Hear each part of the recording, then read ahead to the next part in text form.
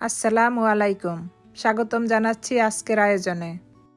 পিঠাপুলি আমাদের দেশের একটা ঐতিহ্যবাহী খাবার। আর দেশীয় পিঠার মধ্যে পাটিসাপটা পিঠা তো অন্যতম। এটির স্বাদও যেন অতুলনীয়। এই পিঠাটা অনেকে অনেকভাবেই বানায়, তবে খিরসা দিয়ে এই পিঠাটা বানালে দারুণ লাগে।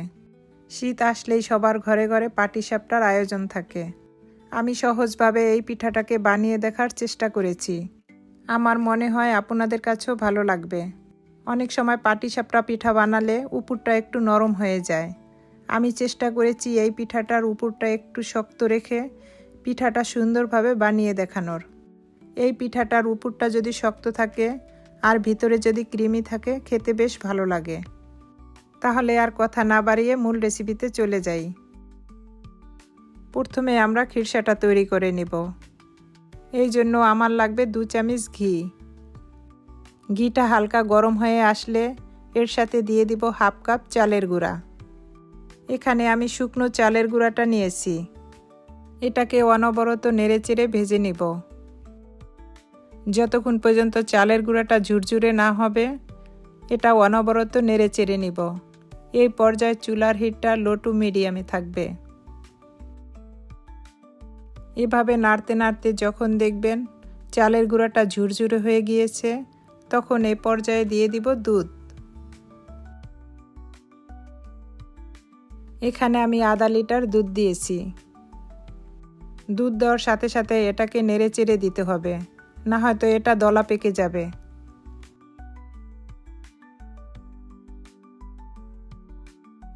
এখন এর ভিতরে দিয়ে দিব 1/2 কাপ চিনি।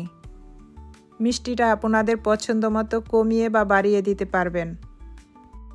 এখন এর সাথে দিয়ে দিব 1 কাপ গুঁড়ো দুধ। গুঁড়ো দুধটা দিলে খিরসার টেস্টটা আরও দ্বিগুণ বেড়ে যায়।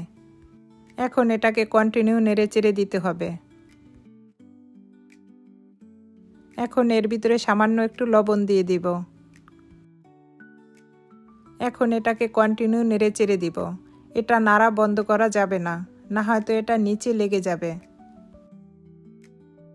নাড়তে নাড়তে যখন ঘন হয়ে আসবে, তখন এর ভিতরে আমি একটু খেজুরের গুড় অ্যাড করে দিব। এটা দেখতে যেমন সুন্দর লাগবে, খেতেও বেশ ভালো লাগবে। খিরসাটা যখন হয়ে আসবে, একেবারে শেষ পর্যায়ে গুড়টা দিবেন। অনেক সময় গুড়টা ভালো থাকে না, ক্ষীরটা নষ্ট হয়ে যাওয়ার সম্ভাবনা থাকে।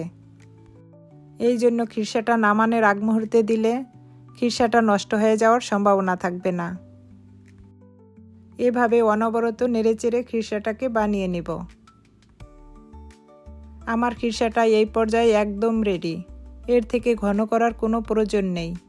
নামানোর পরে খিরসাটা আরেকটু ঘন হয়ে যাবে।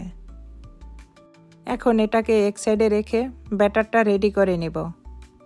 এই জন্য আমার লাগবে 1 কাপ চালের গুঁড়া, আর এর সাথে দিয়ে দিব 1/2 কাপ ময়দা, আর এখন এর সাথে দিয়ে দিব 1/2 কাপ গুঁড়ো দুধ, আর 1/2 কাপ চিনি, আর স্বাদ মতো লবণ। এখন সব শুকনো উপকরণগুলো একসাথে ভালো করে মিশিয়ে নিব। সব শুকনো উপকরণগুলো যখন একসাথে ভালো করে মিশানো হবে, তখন এর সাথে দিয়ে দিব পানি। এখানে আমি 1/2 কাপ পানি নিয়েছি। এখানে আমার আরও কিছুটা পানি লাগবে। এটাকে ভালো করে নেড়েচেড়ে দেওয়ার পরে বোঝা যাবে আর কতটুকু পানি লাগবে। পানিটা ডিপেন্ড করে চালের গুঁড়ার উপরে। এখানে আমি শুকনো চালের গুঁড়াটা নিয়েছি। একবারেই বলা যাবে না কতটুকু পানি লাগবে। এখানে আমার টোটাল 1.5 কাপের মতো পানি লেগেছে। এই পিঠার ব্যাটারের ঘনত্বটা কীরকম হবে আমি একটু দেখিয়ে দিচ্ছি। এখন এর সাথে অ্যাড করব কিছুটা খেজুরের গুড়। এটা দেখতে যেমন সুন্দর লাগবে, খেতেও তেমন ভালো লাগবে। আপনারা চাইলে চিনির পরিবর্তে শুধু খেজুরের গুড় দিয়েও এই পিঠাটা বানিয়ে নিতে পারবেন। আমি এখানে অল্প একটু খেজুরের গুড় দিয়েছি, শুধু কালারটাকে সুন্দর করার জন্য। সবশেষে দিয়ে দিব 1 চামচ ঘি। ঘিটা দিলে পিঠাটা খেতে বেশ ভালো লাগবে। এই পিঠার ব্যাটারের ঘনত্বটা কীরকম হয়েছে আপনারা দেখেই বুঝতে পারছেন। এখন পাটিসাপটা পিঠাটা বানিয়ে দেখাবো। প্রথমে ফ্রাই প্যানটা খুব ভালো করে গরম করে নেব।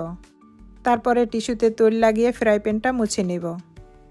এখন ফ্রাই প্যানে 1 চামচ ব্যাটার দিয়ে প্যানটাকে এভাবে হাত দিয়ে ঘুরিয়ে দিব। এই পর্যায়ে চুলার জালটা মিডিয়াম থাকবে। উপরটা যখন হয়ে আসবে তখন এর উপরে দিয়ে দিব খিরসাটা। এভাবে চামিচের সাহায্যে খিরসাটাকে মাঝখানে দিয়ে দিব। এখন একটা স্প্যাচুলার সাহায্যে এটাকে রোল করে নিব। পিঠাটার ভিতরে খিরসাটা বেশি করে দিলে পিঠাটা খেতে বেশ ভালো লাগবে। এভাবে স্প্যাচুলার সাহায্যে পিঠাটাকে রোল করে নিব। পিঠাটা দেখেই বুঝতে পারছেন দেখতে কতটা সুন্দর হয়েছে।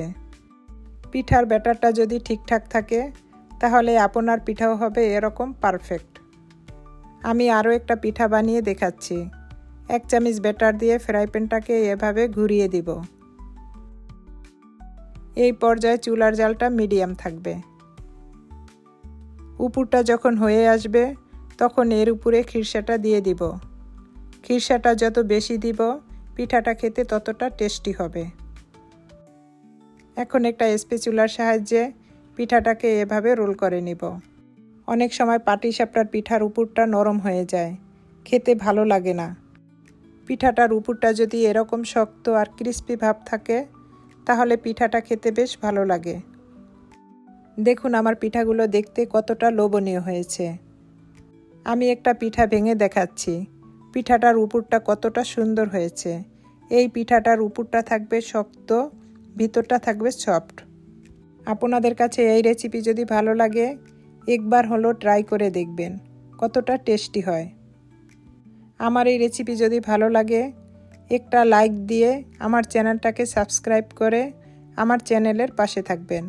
এরকম নিত্য নতুন রেসিপি দেওয়ার আগে আপনার কাছে পৌঁছে যাবে।